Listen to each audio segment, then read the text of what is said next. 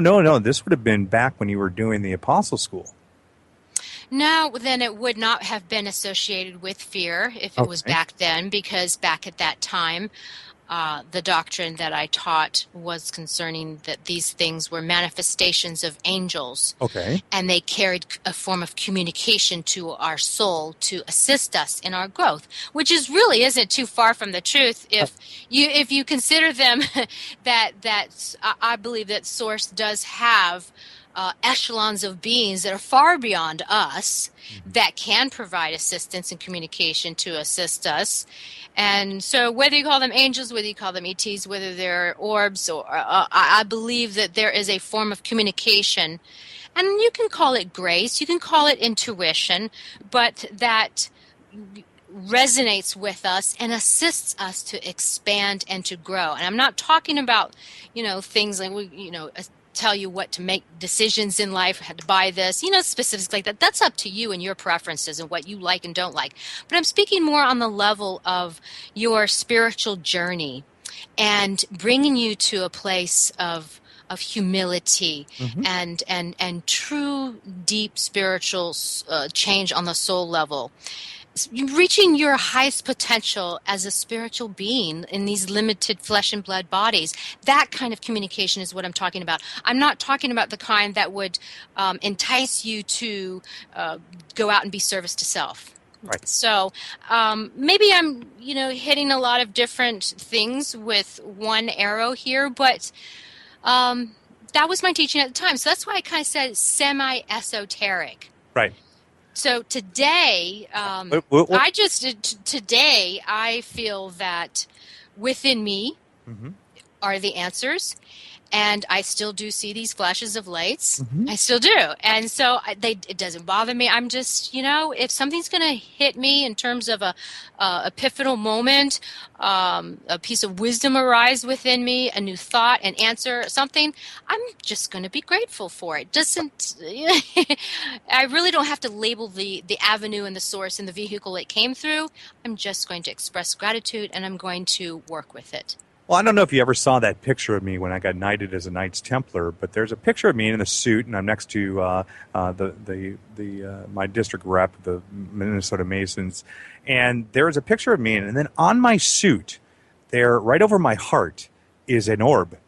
And if you bring up the orb and you bring it up close and you blow it up, there's a dang cross and a Celtic design around the orb. It's amazing. That's interesting. It's fascinating what we experience in these very special ritual ceremonial moments that we set apart as a part of our psychology, as a part of our development, as a part of our soul journey here, and what happens to affirm and confirm these experiences to us. So, I hope that blessed you, and something was imparted to you that magnified the goodness of your soul. Well, the reason why I became a Templar in the first place is to become a warrior for Christ. That was my main reason why I wanted to become a Templar, and the only way to become a Templar and to become a Mason first.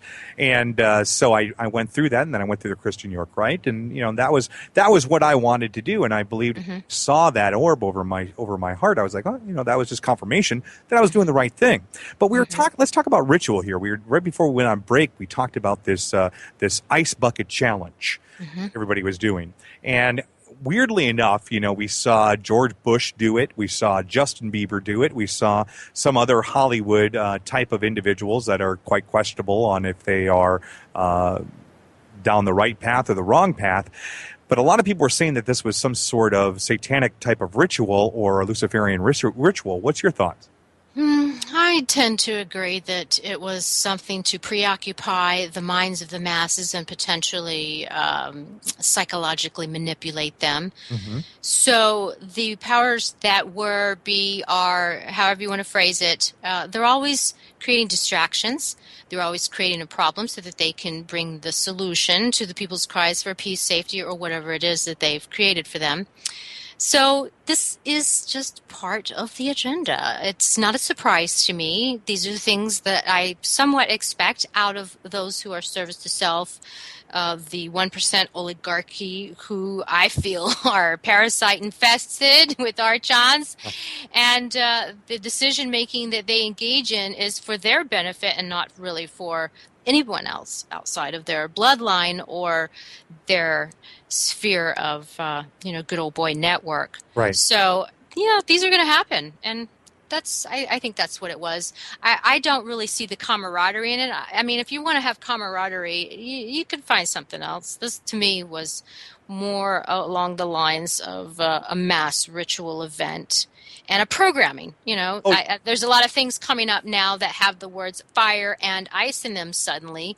So ISIS. Yeah, exactly. So there's a lot of little things that you can put together and go on this conspiracy trail about it.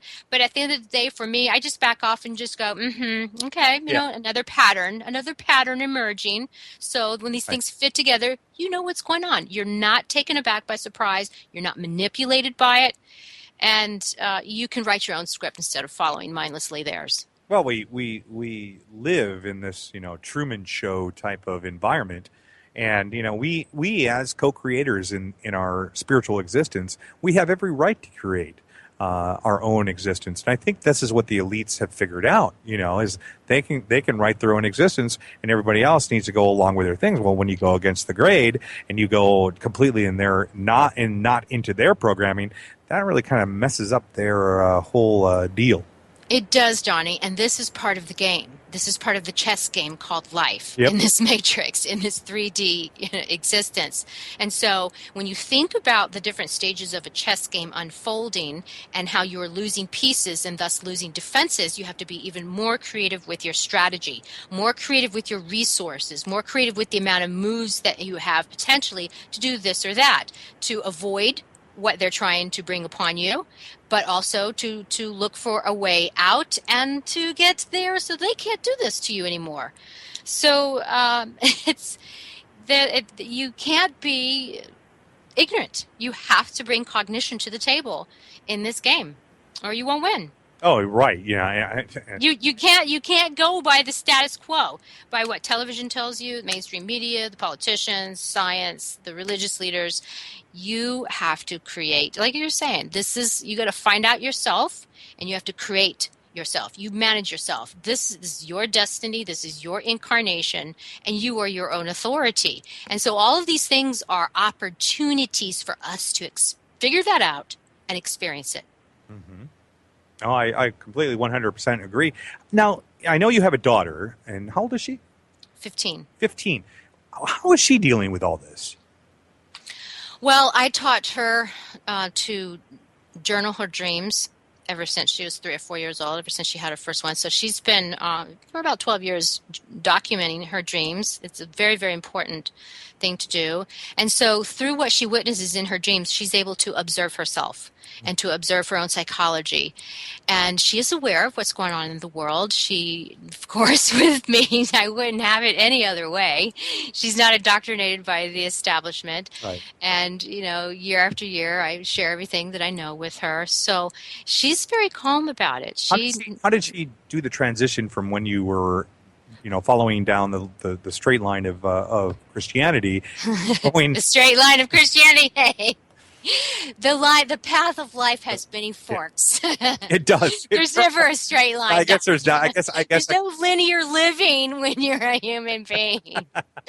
When you're a spiritual being having a human experience. Sorry about that. Okay. Well, that's how did she? Because I know you probably gave her that.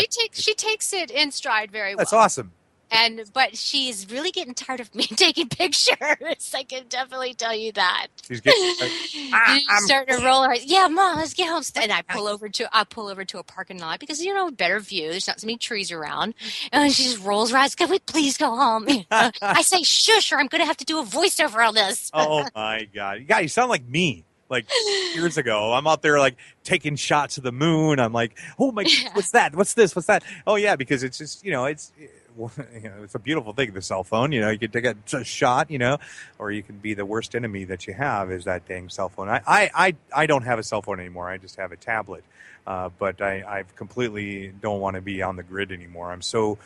I don't want to say I'm paranoid or anything, but I don't. No, that's being cautious. It's being cautious. I understand your feeling, and we all kind of want to get back to as much nature as we can and disconnect, clean up our aura of all the electromagnetic pollution. These are the things I teach my daughter as well. Returning back to a holistic type of living and disengaging from this intensity of consumerism that is always bombarding us. And that's why we don't watch television. We haven't watched television in like 4 years, and she hates it. She won't even touch it. So she does. I'll tell you, she's absolutely amazing. So she deals with things by being aware. She does tarot readings on herself, which help her ask quality introspective questions. You say she does tarot reading? Yes. Oh, yeah. That's a powerful tool. Powerful tool to introspect yourself. I used to use the Arthurian tarot. I don't know if you're familiar with that deck, but it's the King Arthur tarot. Oh, I bet that was interesting. We use the traditional Rider-Waite. Oh, sure. Yeah, Rider-Waite. Rider-Waite. Yeah, my grandmother taught me how to read the tarot. She actually... she empowered you with a really amazing gift by doing that. I wish that someone had taught me that younger. I tried to check out a few books in the library when I was 10 years old, and I was told to take them back without even opening them. So I was curious at that age, but I'm really glad to hear that you were taught these things. And I think that we should pass that on to our children. It is the power of knowing thyself. Yeah.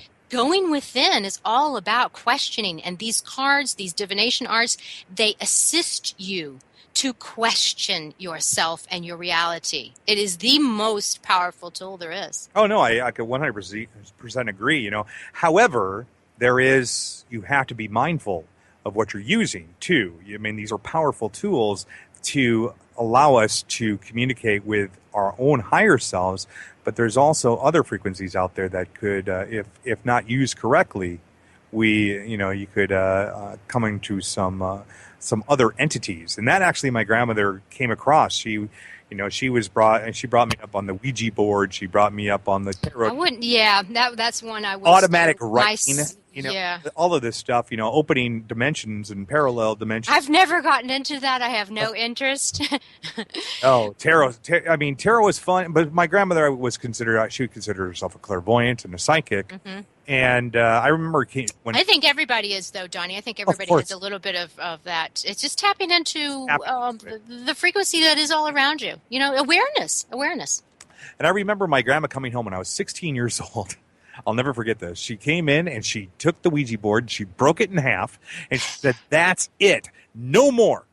No more automatic writing. No more Ouija board. No more nothing." She's like, "No more. Don't touch it. Don't even get near it. Don't even ask me about it." And I went, like maybe 15 years later, I asked her, what happened? And she's like, "I let something in I shouldn't have." And she knew it. Mm-hmm. Well, I think that's what's happening in our skies. I think there have been some cosmic events, or something on a scale that has ripped open the fabric of the grid that's around us, or the sheath that's around us, whatever you want to call it. I'm not sure exactly what the name is, but it just really seems like there is a massive rip in our reality, and things are entering in at this time. I feel it energetically. I can see it ocularly. I can see it photographically. I can see it through pattern recognition, of the activities. I think something like that's happened on a grand scale here. Oh yeah, I completely 100% agree. I mean, this is where we are.